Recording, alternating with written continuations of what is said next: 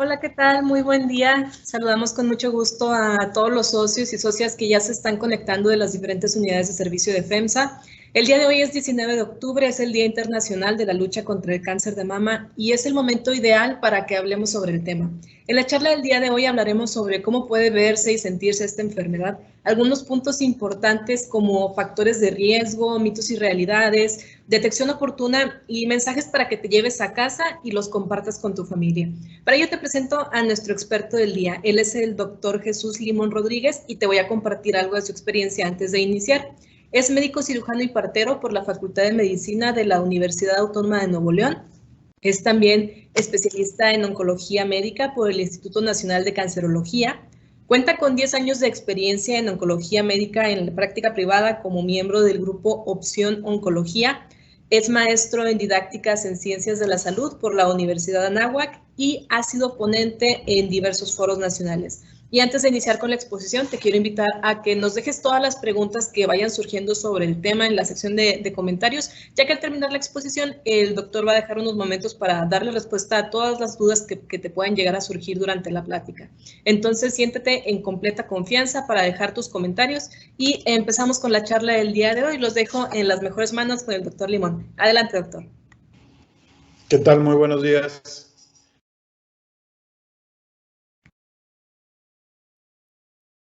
Vamos a ver.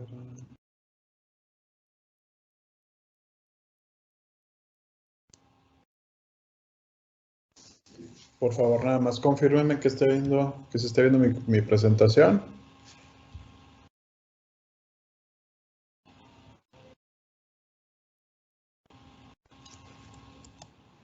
Listo, doctor. Listo. De acuerdo, bueno, buenos días, gracias por conectarse. Aquí nos encontramos en este día tan importante, no solamente para concientizar, sino también para reconocer la gran labor y el gran valor de los pacientes con cáncer de mama. Y bueno, vamos a tocar varios puntos. Y bueno, el principal, este órgano femenino, la mama, ¿qué la hace tan susceptible, qué la hace tan sensible al tema del cáncer? Pues básicamente que ese es uno de los tejidos del cuerpo de la mujer que más cambios sufre durante toda su vida, desde el momento de la infancia, en la adolescencia, en la pubertad, al momento de lactar, al momento de la adultez. Creo que es uno de los tejidos que más cambios tiene. Y estos cambios y estos constantes adaptaciones del tejido que se llevan a cabo durante toda la vida de las mujeres, pues es lo que hace que sea un tejido susceptible a que en algún momento se genere alguna falla en los cambios celulares y que pueda generar algún tipo de tumor en estas zonas del tejido. Y este mapa rosa, que probablemente se vea muy bonito, pues habla de que en la actualidad, en la gran mayoría de los lugares del mundo, el cáncer de mama ocupa la principal incidencia de los diagnósticos de cáncer en la mujer. Y no solamente eso, sino que sigue habiendo persistencia, prevalencia, que le llamamos los médicos, ese es el término epidemiológico, de cáncer de mama. Claro, en relación a que cada vez también hay pacientes de cáncer de mama que viven más, a diferencia de hace 20 o 30 años, ¿no? Entonces, creo que ejemplificar y decir, bueno, es un gran problema a nivel mundial, uno de las principales causas de cáncer, pero también que la gran mayoría de los cáncer de mama son totalmente tratables. A nivel de México, creo que cabe hacer mención el decir que contamos con una mortalidad alta en comparación a otros lugares como Estados Unidos, como Europa o inclusive como algunos otros países de América, Argentina, Uruguay. Y esto pues habla de la alta letalidad que tiene nuestro país, derivado muy probablemente de diagnósticos que no se hacen de manera temprana y de tratamientos que inclusive llegan retrasados a una paciente cuando sabemos que el fundamento principal del éxito pues va a ser, y es algo que vamos a recalcar, es el diagnóstico oportuno y el tratamiento precoz. Pero bueno, no entremos en pánico con toda esta información de mortalidad y letalidad. Creo que la principal razón de hacer este tipo de sesiones, este tipo de charlas, pues es poner las antenitas así en alerta de que puede suceder, de cuándo buscar una atención, de qué tenemos que hacer o la guía o el apoyo de una paciente que percibe algo anormal en su seno. Y ejemplificando esa parte, decir, bueno, ¿cuáles son los cambios que se pueden considerar como sospechosos? ¿Cómo puede verse o cómo puede sentirse el cáncer de mama? Sabemos que son diferentes manifestaciones clínicas a nivel del tejido de la mama y como lo vemos en esta imagen de los limones, creo que se ejemplifica bastante bien que puede haber síntomas como el engrosamiento de la piel, como la percepción de un hoyo en la mama, como la percepción de que se genera una especie de costra en el pezón, la piel que se percibe caliente o que se percibe con un tono rojizo, también es otro de los datos que puede ser indicador de alguna sospecha de cáncer de mama.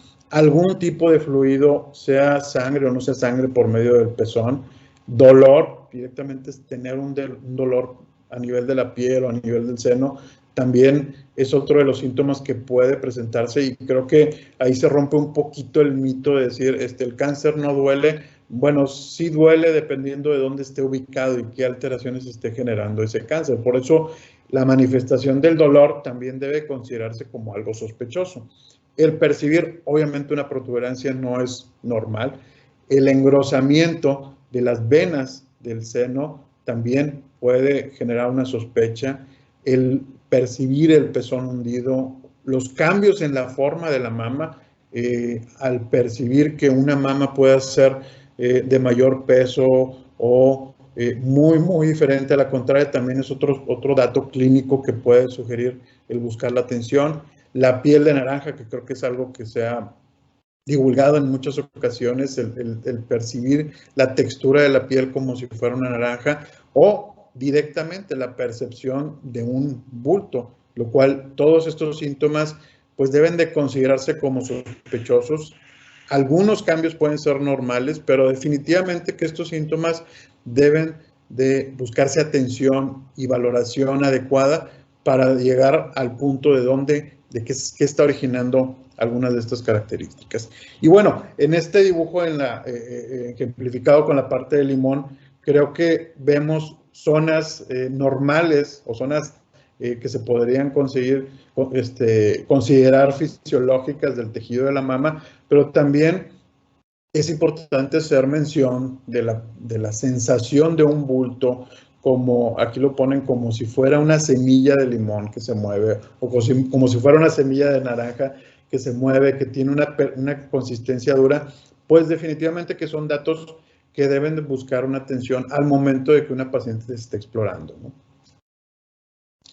Existen aplicaciones que digo, me gusta mostrar este tipo de aplicación debido a que, bueno, no sin fin de lucro, pero esta aplicación del knowyourlemons.org, que es una aplicación abierta, sin costo ni nada, tiene una capacidad y una posibilidad de acomodar o de organizar ciertos datos dependiendo de cada paciente, del riesgo que conlleva esta paciente, de la parte de decir cuándo se pueden o se deberían de programar las revisiones, los estudios, en qué momento, dependiendo del ciclo menstrual, pueden ser cambios esperados o si hubiera cambios en diferente momento del ciclo menstrual, también que podrían ser indicativos de alguna especie de cáncer. El dar la alarma, el dar la alerta para hacer los estudios o el dar la alerta para ir a consulta y revisiones, creo que son herramientas que se utilizan en la actualidad y que pueden ser de mucha utilidad sin llegar a la necesidad de estar consultando por cada síntoma. Es un apoyo, no es una consulta esta aplicación, pero es un apoyo para que sea guía para cierto tipo de pacientes. Y les dejo aquí la conexión, el enlace.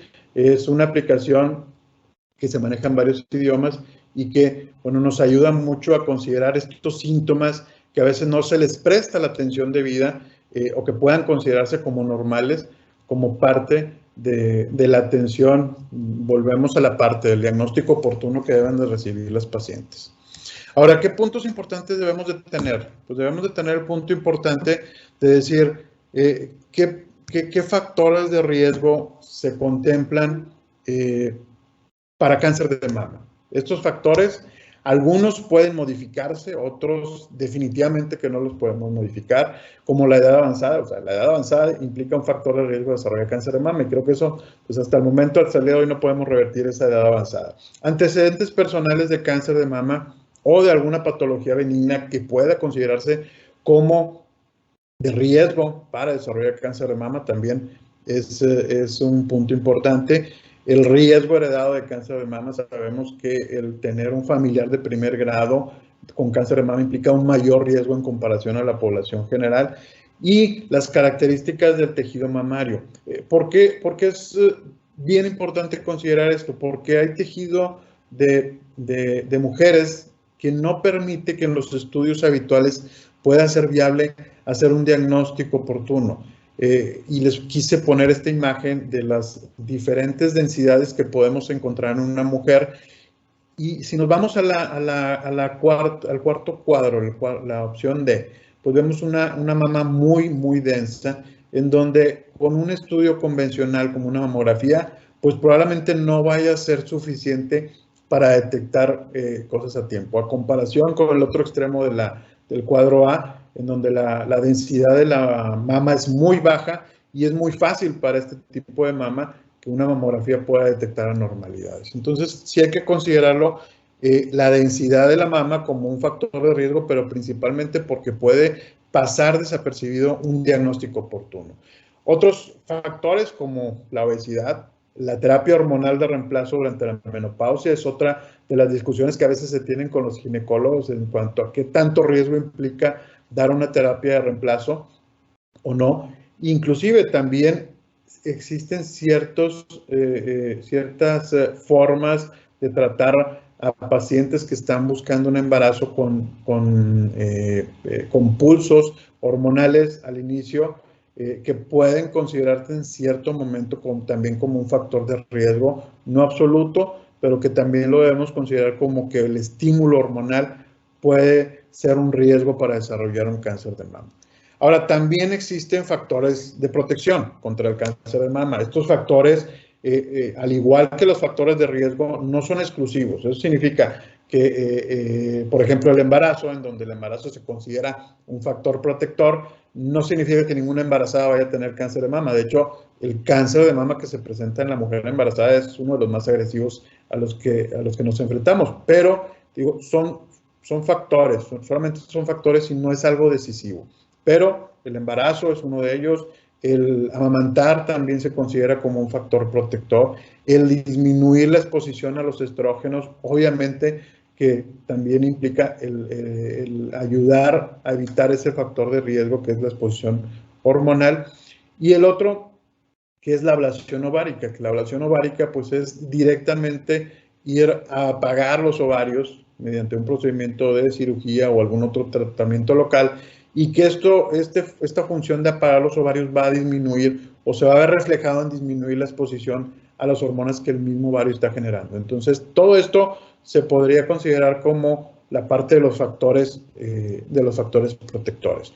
Hay otras cosas que probablemente no se tenga claro qué tanto impacto tengan. El riesgo de someterse a un aborto, el riesgo de fumar, ser un fumador pasivo, en donde, digo, puede considerarse riesgoso para otro tipo de enfermedades, otro tipo de cáncer, pero específicamente para cáncer de mama no es algo que se haya comprobado. El tomar vitaminas como un factor protector, pues tampoco es algo que esté claro el beneficio. Cambiar la alimentación, y que aunque sabemos que la alimentación más saludable obviamente que le va a ayudar al organismo, pero directamente no se ha encontrado un factor que pueda propiciar una protección de un cambio de alimentación drástico hacia desarrollar un cáncer de mama. Sí se ha encontrado, como en la imagen anterior, el tema de la obesidad y el sobrepeso como factor de riesgo. Entonces, creo que derivado de esto es que pues, la alimentación es un punto importante, pero para evitar el sobrepeso y la obesidad, y que eso repercuta como un factor de riesgo. Pero eso no significa que si alguien directamente se vuelve, cambia su alimentación a una parte muy saludable, llámese vegetariana, vegano o de este tipo, vaya a ser algo que bloquee el crecimiento tumoral, porque aún y en esas condiciones puede haber un crecimiento tumoral en la mama derivado de otros factores.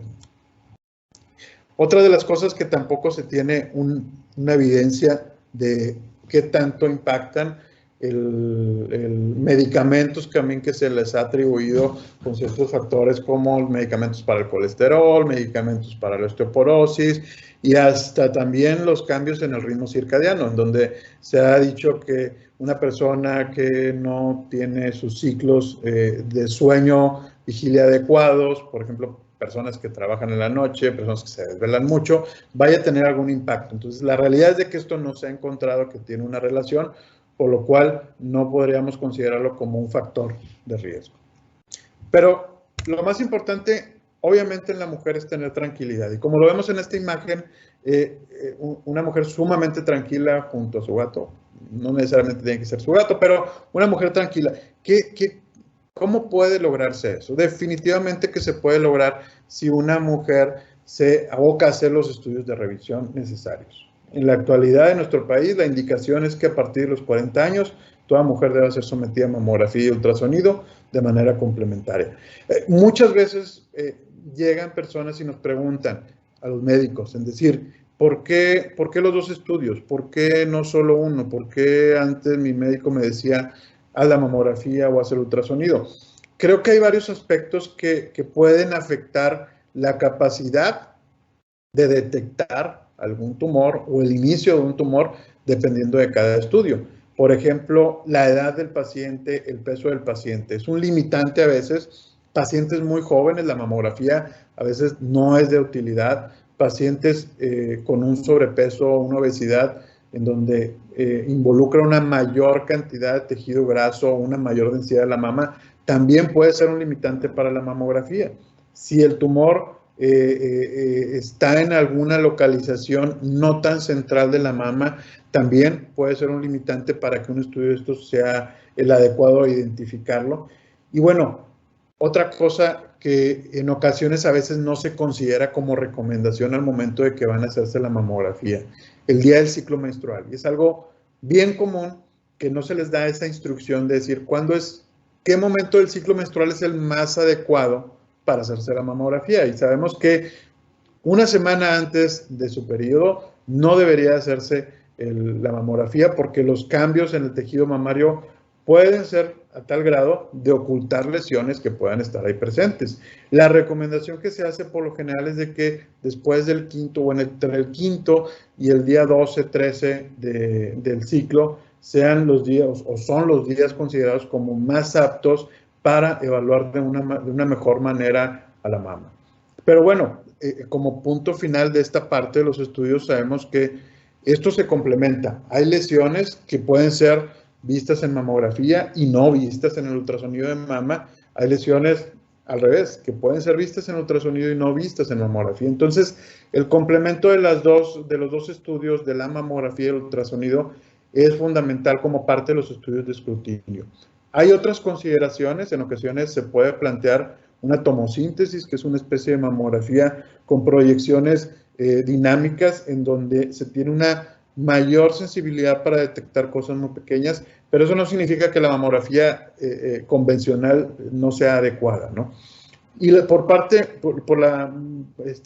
como parte final de esto de los estudios, sí hay que considerar el expertise de la persona que valora los estudios. Si no se tiene una experiencia adecuada en interpretar mamografías o en hacer el ultrasonido mamario, creo que va a ser contraproducente. Puede llegar a ser que hay estudios que se reporten como normales y que realmente no sean normales. Pero esto puede llegar a depender del radiólogo que tenga una experiencia, que sea capacitado en interpretar estos estudios. Ahora, en ocasiones se piden otros estudios, en ocasiones nos valemos de algunos otros estudios como la resonancia magnética. Entonces, esto se utiliza en detección, por ejemplo, en mujeres jóvenes que pueden representar algún alto riesgo o con familia directamente en primer grado con cáncer de mama, en donde este tipo de mujeres a veces se tiene que evaluar de manera más profunda mediante una resonancia magnética. O en su caso, cuando la mamografía y el ultrasonido se reporta como que no son estudios suficientes para valorar el tejido mamario, es cuando consideramos la resonancia magnética. Hay otros criterios como alteraciones genéticas, pruebas pacientes que ya tengan una alteración o un síndrome genético o un gen detectado como anormal para cáncer de mama y cáncer de ovario, y un gen muy conocido, o dos genes muy conocidos, que son BRCA1 y 2. Entonces, pacientes que ya son conocedoras de ser portadoras de un gen como pues idealmente se deben de hacer estudios como la resonancia y no basarnos únicamente en la mamografía y en el ultrasonido. Y la otra parte que también, cuando son mamas, volvemos a la parte de decir mamas muy densas, en donde la mamografía no es suficiente, en donde el ultrasonido se puede quedar corto, pues también nos valemos de la resonancia para evaluar y hacer el diagnóstico oportuno. Ahora, durante estos últimos 2 años, pues hemos tenido a nivel mundial un retroceso en los diagnósticos. Y esto, pues derivado de lo que todos ya sabemos por el COVID-19. Entonces, ¿qué impacto? Probablemente el impacto que vamos a tener vaya a verse reflejado hasta dentro de los próximos 5 años, que es cuando vamos a tener los diagnósticos tardíos y a consecuencia de eso los tratamientos tardíos. Quería ponerles esta tabla en donde a nivel mundial se han hecho adecuaciones de cuándo hacer o cuándo pausar los estudios de mamografía. Esto fue el año pasado. El año pasado diversos países cambiaron sus metodologías o las indicaciones de hacer los estudios de escrutinio. Vemos del lado izquierdo, a lo mejor están muy chiquitas las letras, pero alcanzamos a ver países como Australia, en donde tenemos una indicación muy semejante a la de México, en donde se empiezan a hacer los escrutinios a partir de los 40 años. Pero en Australia, como una política interna del país, se decidió suspender 1 mes cualquier estudio de escrutinio con la finalidad de no propagar la infección por COVID. Pero hay otros lugares como Canadá, donde se tuvo la iniciativa de dejar de hacer estudios por 4 meses, 6 meses en Inglaterra, por la cantidad de contagios que tenían. En nuestro país, obviamente, no hubo ninguna política que restringiera estos estudios, pero pues yo creo que derivado a que no nos dio tiempo ni siquiera para contemplarlo dentro de las políticas de la norma oficial mexicana. Entonces, como lo vemos aquí, se sigue haciendo la recomendación en nuestro país, a partir de los 40 años, hacer los escrutinios, y no hubo ninguna consideración extra por el tema del COVID.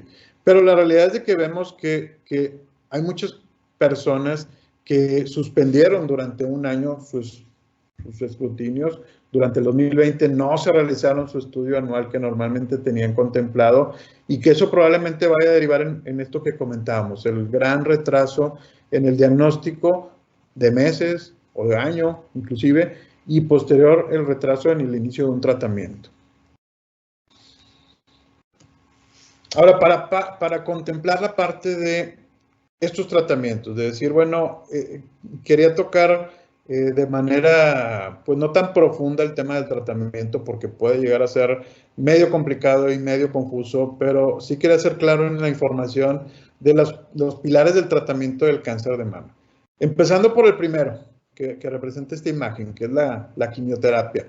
Y bueno, se han manejado muchos mitos alrededor de la quimioterapia, mucha información que a veces pues no es la información correcta, no es la información adecuada, que muchas mujeres obtienen o por conocidos, o por Google, o por Facebook, o por cualquier otra vía no oficial de información. Y muchas veces se quedan con esa parte incorrecta o la imagen correcta de la parte de la quimioterapia. Y siendo muy puntual en decir, no toda la quimioterapia es igual.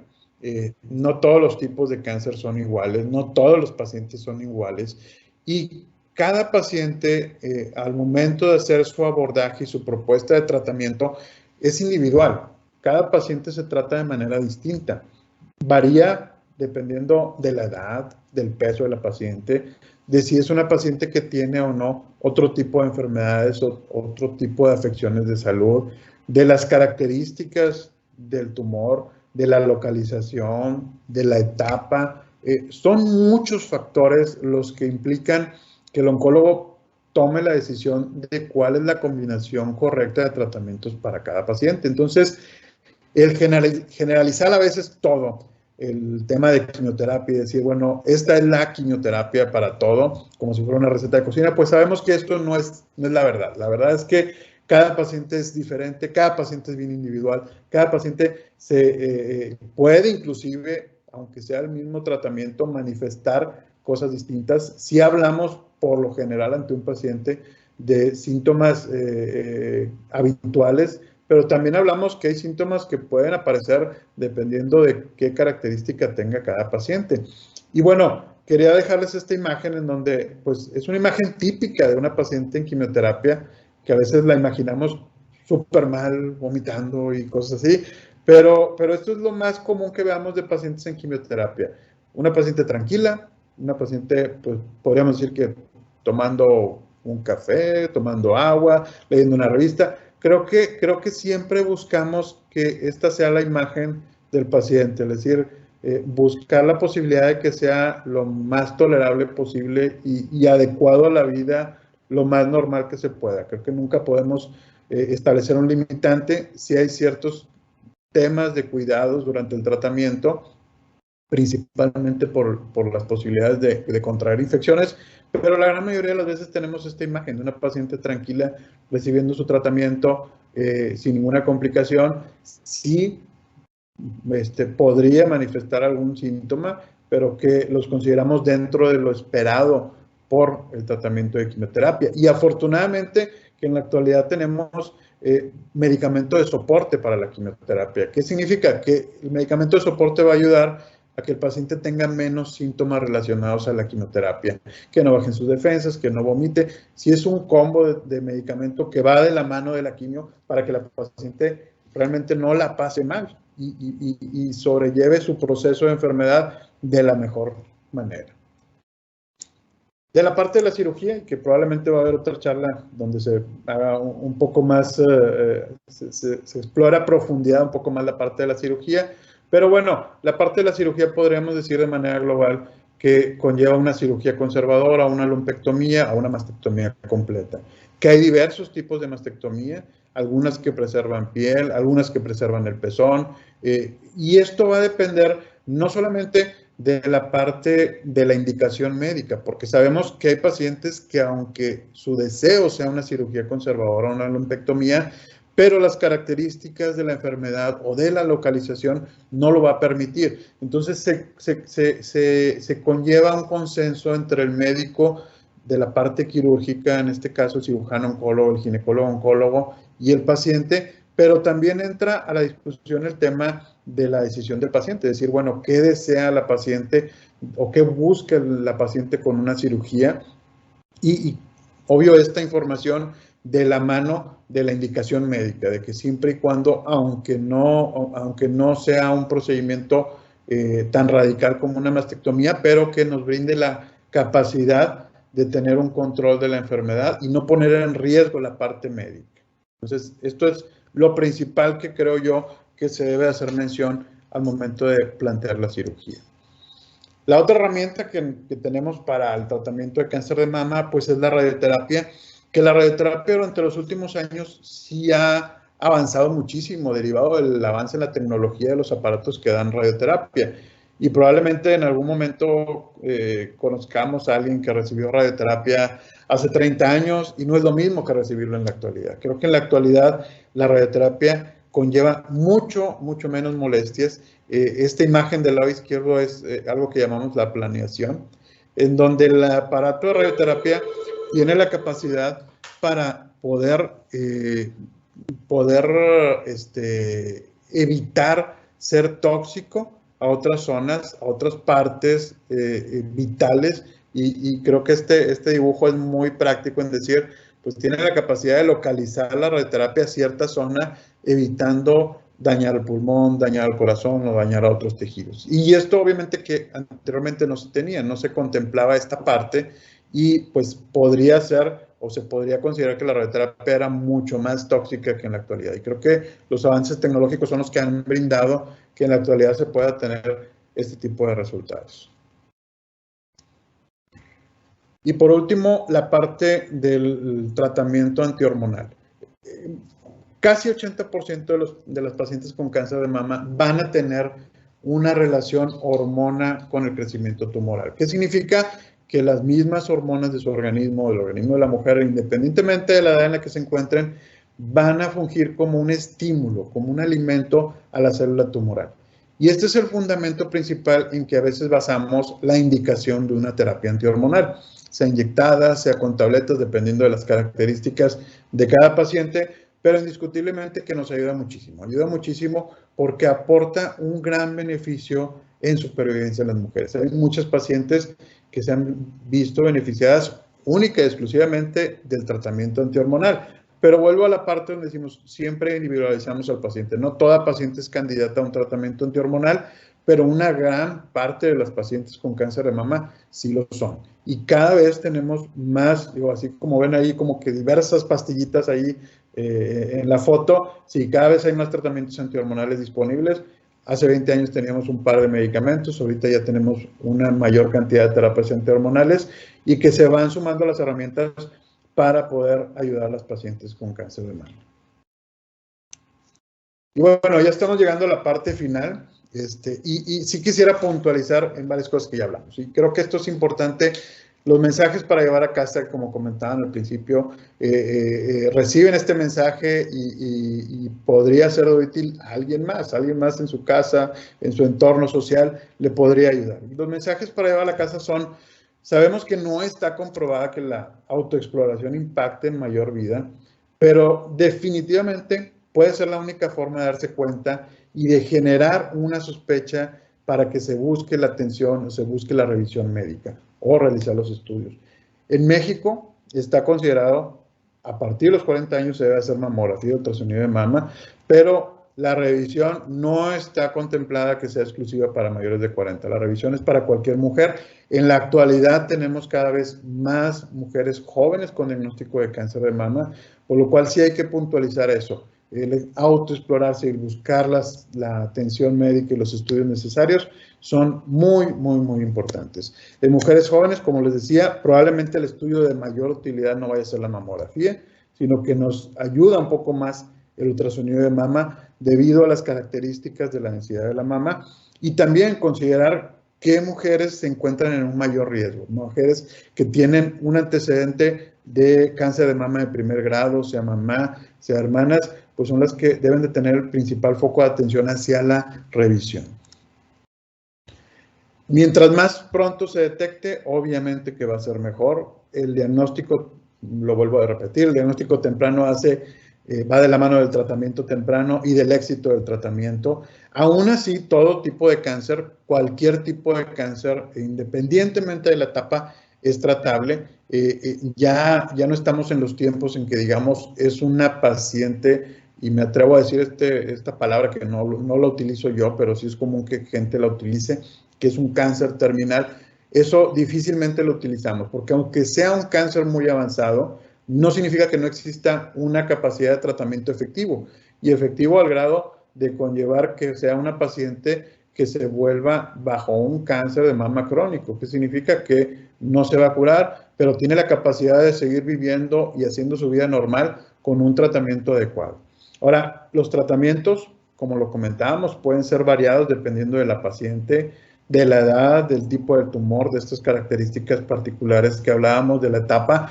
Y no todas las pacientes conlleva todos los tratamientos. Hay pacientes que solo requieren cirugía, hay pacientes que requieren cirugía más quimioterapia, hay pacientes que requieren cirugía y hormonoterapia, hay pacientes que no requieren radioterapia. Entonces, cada paciente es individual, cada tratamiento se maneja de manera individual en cada paciente, dependiendo de todas estas características. Entonces, eso significa que no lo mismo que le hicieron a la vecina, a la conocida, a la comadre, va a ser lo mismo que vayan a hacer conmigo. Entonces, eso tenerlo muy claro.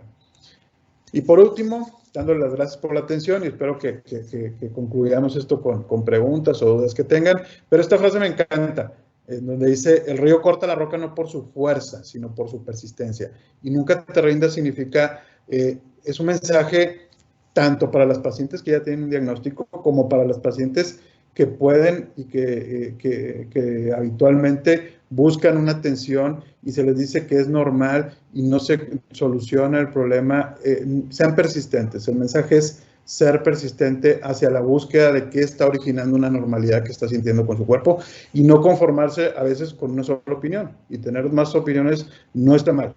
Y siempre y cuando la finalidad pues sea la salud de toda la mujer. Muchas gracias.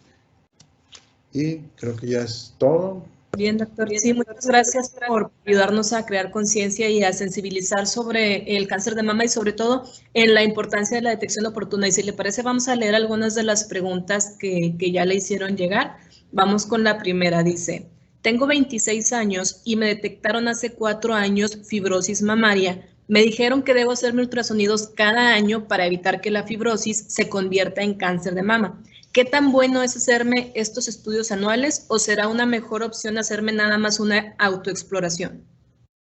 No, definitivamente que el ultrasonido es el estudio ideal de manera anual. Digo, dependiendo de las características, a veces el médico decide hacerlo cada 6 meses o cada año, pero por la edad el ultrasonido es el ideal para hacerlo. No va a sustituir la autoexploración, pero no significa que ella no se autoexplore. Digo, el esperar ese tiempo a que se haga el ultrasonido y el detectar algo antes, pues va a ser algo importante. Y nada más para aclarar esa parte de la fibrosis, hay términos que a veces puede ser que no les quede claro, como la fibrosis, fibroadenomas, quistes, y que realmente eso no como tal vaya a desarrollar un cáncer. El gran problema que tenemos con lesiones que se consideran benignas como estas es que puedan enmascarar algún crecimiento tumoral. Un ejemplo que siempre yo les pongo a los pacientes que me dicen es que yo ya tenía fibroadenomas y ahora tengo un cáncer. Y probablemente tengan el fibroadenoma y aparte tengan el cáncer. Pero el detalle es de que sí puntualizar en decir una patología benigna puede enmascarar una patología maligna. Sí hay patologías benignas que pueden ser, que se consideran premalignas, pero no es tan frecuente. Lo más frecuente es que veamos de repente pacientes que llevan sus revisiones año tras año por un fibroadenoma y de repente existe alguna normalidad muy, muy cercana al fibroadenoma. Y eso creo que es el principal riesgo de confiarse al momento de hacer la revisión y decir, bueno, ya tenía fibroadenomas, no me hago el estudio este año, me espero otro. Ese tipo de cosas creo que no está justificado hacerlos, pero en conclusión el ultrasonido sí se debería hacer de la mano de la autoexploración. Bien, gracias, doctor. Otra pregunta que nos llega dice, ¿los métodos anticonceptivos, tales como pastillas, inyecciones o DIU, por ser tema relacionado con las hormonas, son un factor para incrementar el desarrollo de fibroadenomas o cáncer de mama? Creo que el tema de los anticonceptivos ha sido mucho, o se ha mantenido mucho en discusión ante los ginecólogos de qué tanto riesgo implica o no. Propiamente los anticonceptivos no implican riesgo porque en la actualidad la dosificación de anticonceptivos que se utiliza no es una dosis tan potente como para poderla considerar un riesgo. Creo que el tema principal es el tiempo de la exposición, en donde más de 5 años podría ya, aunque sea esa dosis, considerarse un riesgo. El otro tipo de anticonceptivos, el DIU de planificación como el DIU, pues ahí no involucra un riesgo. Aquí iríamos principalmente al tema hormonal, sea por implante o sea por anticonceptivo oral, pero el tiempo prolongado mayor de 5 años pudiera ser un factor de riesgo. Pero volvemos a la parte del factor de riesgo, no es absoluto. Puede que tenga relación o no. Y por eso la recomendación de decir, bueno, oncológicamente la recomendación es no exponerse a anticonceptivos más de 5 años para que no se implique ese riesgo. Bien, otra pregunta, doctor. Una persona de 27 años dice, tengo antecedentes de cáncer de mama de parte de mi mamá y tiene también la pregunta sobre los anticonceptivos. Pregunta que si para su caso sería un mejor anticonceptivo el DIU o puede ser cualquier otro. Sí, definitivamente que el DIU o cualquier otro método de barrera sería mucho mejor que el uso de anticonceptivos. Y aquí va de la mano del antecedente, que como les comentaba, el tener un antecedente de primer grado como una madre o una hermana es mayor a la población general. Entonces, sí hay que cuidar el resto de los factores que puedan influir, con una mayor atención. Gracias. Tenemos otra pregunta, doctor. Dice, tengo 34 años, todavía no soy mamá, pero siempre en mi ultrasonido me dicen que tengo fibrosis mamaria. ¿Esto es malo? ¿Qué puedo hacer para reducirla? Y si hay algún alimento que deba evitar. Bueno, la recomendación para los temas de fibroadenomas y fibrosis es evitar chocolates, refrescos de cola, el tabaquismo. Son los principales factores que lo van a estar desarrollando, predisponiendo y que inclusive dándole molestias a la paciente. No, y creo que esto lo comentamos en la primera pregunta, no es un factor de riesgo para desarrollar cáncer, pero el tenerlos implica estar haciendo las revisiones constantes para lo mismo, evitar que vayan a enmascarar algún tipo de cáncer. Excelente, doctor. Muchas gracias. Vamos con otra pregunta, porque todavía tenemos varias por aquí. Dice, ¿existe algún momento del ciclo menstrual donde sea más recomendable realizar la autoexploración?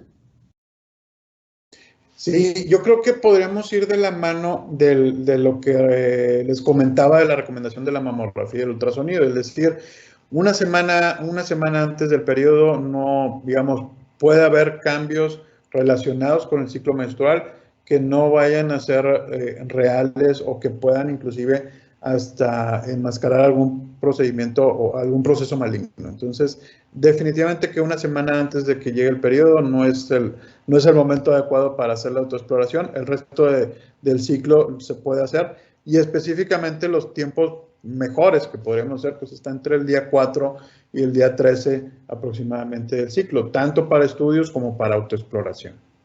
Excelente, doctor. Vamos con otra pregunta. Dice, ¿a qué edad está indicado el ultrasonido?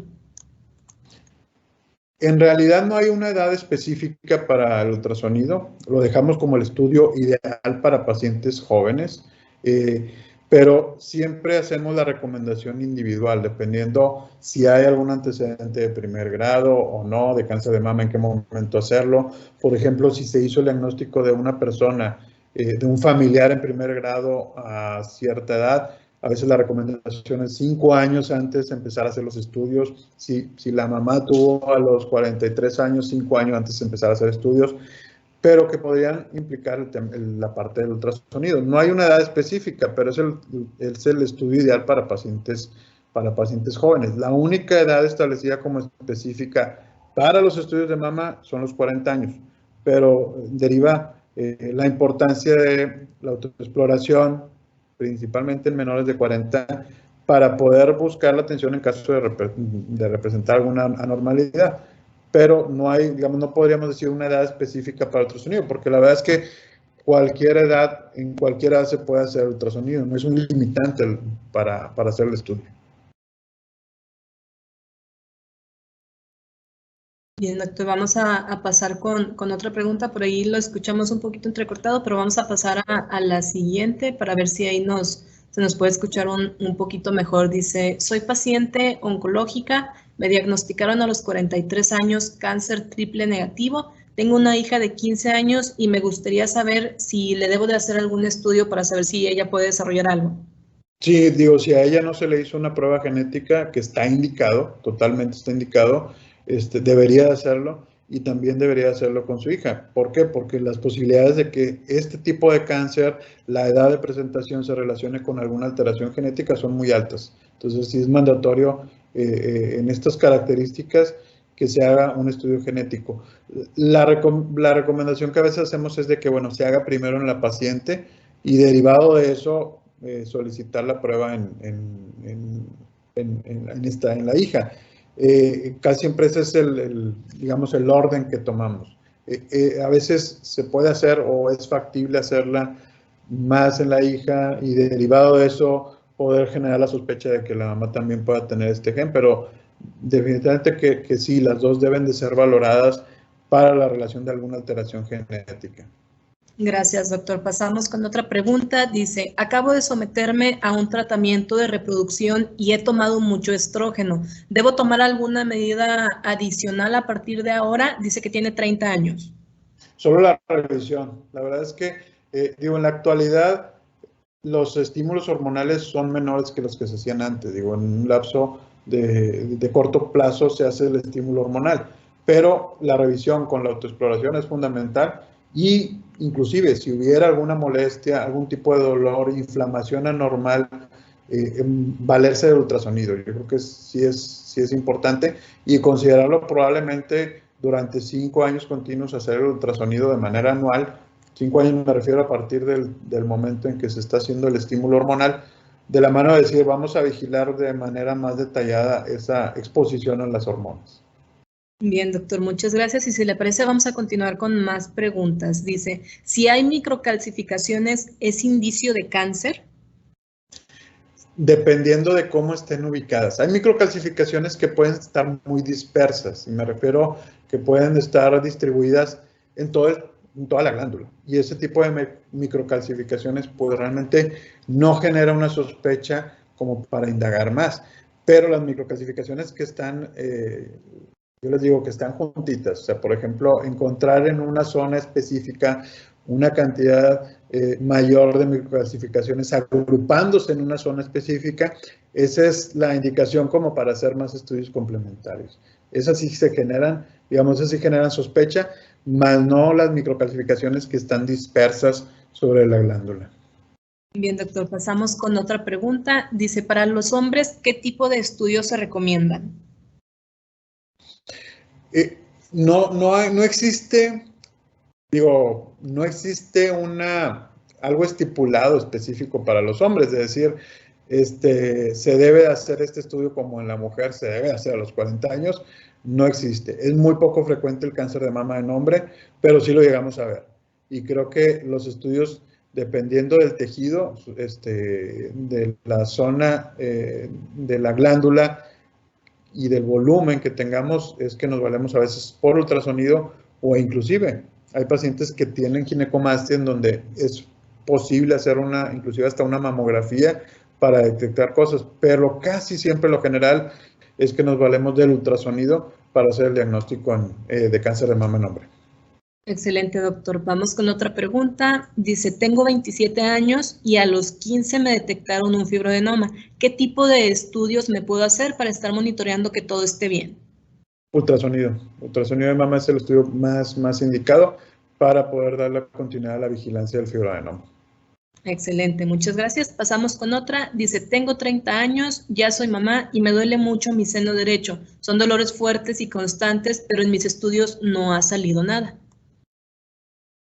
Ok, yo creo que sí hay que, bueno, el no ha salido nada es un poquito ambiguo, pero sí hay que buscar la causa. O sea, definitivamente o es un quiste, o es un fibroadenoma, o es algo más, pero sí tratar de indagar un poquito más en cuanto a información. Digo, a veces como paciente nos podemos quedar ahí un poco cortos con el médico en decir, el médico, bueno, no es nada y ya, pero ser un poquito, como lo comentaba en la última imagen, persistente en decir, bueno, si dueles por algo, ¿no? Algo está pasando ahí. Definitivamente que hay que ir a buscar y a lo mejor hacer estudios complementarios para poder aclarar qué es lo que está sucediendo y descartar que sea algo maligno. Es lo más, digamos, es lo más conveniente. Entonces, mi recomendación a esta persona es decir, oye, a lo mejor vale la pena buscar otro tipo de atención, buscar hacer otro tipo de estudio para poder aclarar la causa del dolor, porque no es.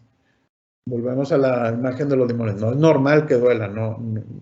Cierto periodo del tiempo puede ser algo esperado, pero algo tan prolongado no es normal que suceda.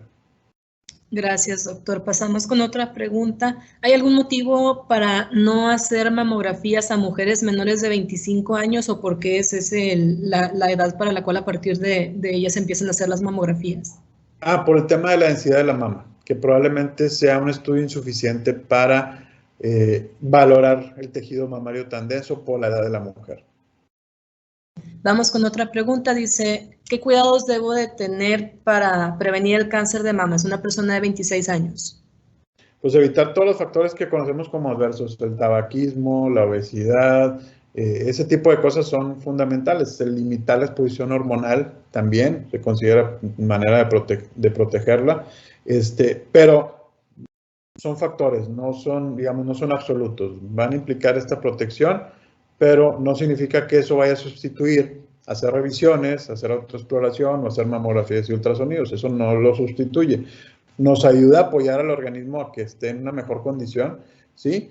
En esa parte, digamos, esa es la parte que puede aportar una persona, pero considerarlo que no sustituye o no vaya a lograr o no condiciona que no se hagan estudios de revisión.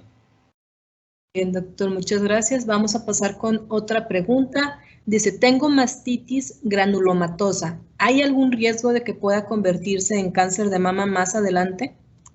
No, pero el problema con el proceso de mastitis, que es un proceso inflamatorio bastante fuerte, vuelve a la parte de decir, si no se hacen las revisiones adecuadas, puede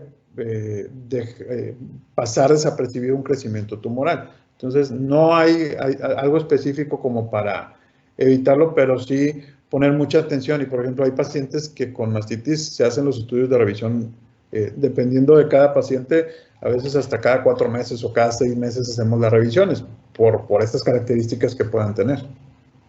Bien, doctor, muchas gracias. Otra persona que nos comenta que lleva una alimentación vegana pregunta que si hay algún estudio que mencione si la alimentación puede ayudar a prevenir el cáncer de mama. No, de hecho lo comentaba, no hay nada, no hay información que esté relacionada a que el tipo de alimentación implique evitar desarrollar cáncer. O sea, no existe. Existe la información que tenemos de que el sobrepeso y la obesidad conlleva un mayor riesgo, sí, definitivamente. Pero es decir, una alimentación vegana, vegetariana, vaya a estar relacionada con que no tenga cáncer alguien, no directamente no lo tenemos, no existe esa información, pero sabemos que una alimentación tan saludable como esta, definitivamente que es algo que va a repercutir en que una persona no tenga sobrepeso, no tenga mayor cantidad de oxidantes oxidantes en el cuerpo, de procesos inflamatorios del organismo en general, derivado de una alimentación no tan saludable. Entonces son factores que indirectamente puedan repercutir, pero no directamente los podamos asociar. Bien, doctor, muchas gracias. Hace unos momentos nos llegaba una pregunta sobre si había un estudio para los hombres y pues bueno, ya nos había dado una respuesta, pero pues pregunta una persona que cómo se podría hacer una autoexploración para los hombres. Que la parte de la autoexploración, tanto para mujer como para hombre, es muy semejante. La mejor forma de hacerlo es estar frente al espejo o hacerlo frente al espejo y recostado y hacer revisión alrededor de toda el área de la glándula, de adentro hacia afuera en forma circular o de arriba hacia abajo, de afuera hacia adentro. Creo que es la mejor de las formas para poder considerar cómo autoexplorar el hombre. Gracias, doctor. Otra pregunta también relacionada a la alimentación. Preguntan que si el azúcar es un alimento que aumenta el riesgo de cáncer de mama o de cualquier otro tipo. Sí, también es otra de las cosas que se tiene ahí. El azúcar, bueno, los carbohidratos refinados o procesados, pues son muy tóxicos para diversos tejidos del cuerpo. Generan un proceso inflamatorio que pues es riesgo para cualquier tipo de cáncer. Generan gran cantidad de oxidantes que no deben de estar o permanecer en el cuerpo y que volvemos a la parte, esto es tóxico y esto puede considerarse como un riesgo para desarrollar cualquier tipo de cáncer, sí. Pero que de ahí se fatalice el tema de los carbohidratos, creo que está muy lejano, porque el tema del carbohidrato implica una fruta, en donde probablemente no tenga relación con el cáncer y hay pacientes o hay personas que consideran que comerse una fruta va a ser pecado, lo cual no lo es, pero definitivamente los carbohidratos procesados deben evitarse o disminuirse al máximo, ¿no? Para beneficio, y eso no nada más de cáncer, de cualquier tema de salud, no son nada buenos los carbohidratos procesados. Bien, muchas gracias, doctor. Vamos a pasar con otra duda. Dice, ¿el alcohol también entra en el grupo para evitar su consumo, para contrarrestar el desarrollo de fibrosis? Sí, también digo, el consumo excesivo de alcohol también es un factor de riesgo para el tema de la fibrosis y que deriva también de ciertas restricciones que se tengan que hacer, como lo comentaba con el café, el chocolate y las bebidas de cola, ¿no? Bien, muchas gracias. Otra pregunta que nos llega dice, ¿qué estudio es mejor, la mastografía o el ultrasonido o se tienen que realizar ambos? Sí, la recomendación es que se hagan los dos. Lo comentaba, hay zonas de la mama que no son adecuadamente valorables mediante la mamografía y se hace con el ultrasonido y viceversa. Hay cosas que no se ven en el ultrasonido y se ven en la mamografía. Entonces, siempre procuramos que sean los dos estudios porque es el conjunto de la mayor información que tengamos para poder hacer el diagnóstico. Bien, doctor, vamos a pasar con otra pregunta. Dice, después de hacerte un ultrasonido para descartar cáncer, ¿cuánto tiempo tengo que dejar pasar para hacerme otro? Ahí dependiendo de la característica, porque si no hay ninguna normalidad, ninguna sospecha de nada, puede pasar un año para volver a repetir el ultrasonido. Pero si en algún momento para el médico que está evaluando el estudio le genera cierta sospecha, algo que tenga que darle una vigilancia a un corto plazo, puede variar de decir, a lo mejor en 4 meses se puede repetir el ultrasonido o en 6 meses se puede repetir el ultrasonido. Bien, muchas gracias. Pasamos con una pregunta más. Dice, al tener fibrosis, ¿es recomendable tomar proteína? El consumo de proteína, la verdad es que no hay relación ahí con el tema de la fibrosis. Digo, no está contraindicado consumir proteína. Obvio, la proteína en exceso también, digo, no es buena para el organismo, principalmente para los riñones, pero no hay una relación de decir proteína, fibrosis, fibroadenomas, no. Bien, doctor, y una última pregunta que nos llega es similar a una que ya nos habían mandado, pero pues sería bueno recalcar. Dice, tengo 40 años y me detectaron cáncer de mama hace 2 meses. Tengo una hija de 7 años. ¿En qué momento debo de revisarla o qué se debe hacer en ese caso? Bueno, 40 años, ¿verdad? Sí. Digo, 40 años con cáncer de mama sí implica, vuelvo a la parte de decir, necesita una prueba genética para la paciente. Es una paciente joven que forzosamente hay que descartar alguna alteración genética y derivado de eso la recomendación hacia la hija. Muy probablemente si existiera alguna anomalía genética, se tenga que corroborar que esa anomalía genética tenga la hija también. En dado caso que no, los estudios de revisión de la hija pues deben de comenzar 5 años antes del diagnóstico de la mamá. Entonces a los 35 años debe iniciar a hacer sus revisiones y la autoexploración desde el momento en que desarrolle glándula mamaria es fundamental. Ante la mínima sospecha, hacer un ultrasonido. De ahí en fuera hacer algo extra en este momento no está justificado y creo que mucho deriva de la determinación de la prueba genética, en este caso de la paciente.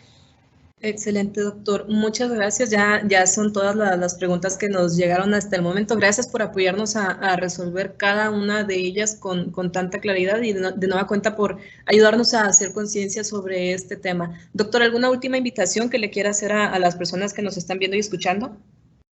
Pues que no dejen pasar el checarse, el revisarse y hacer sus estudios de rutina. Es súper importante.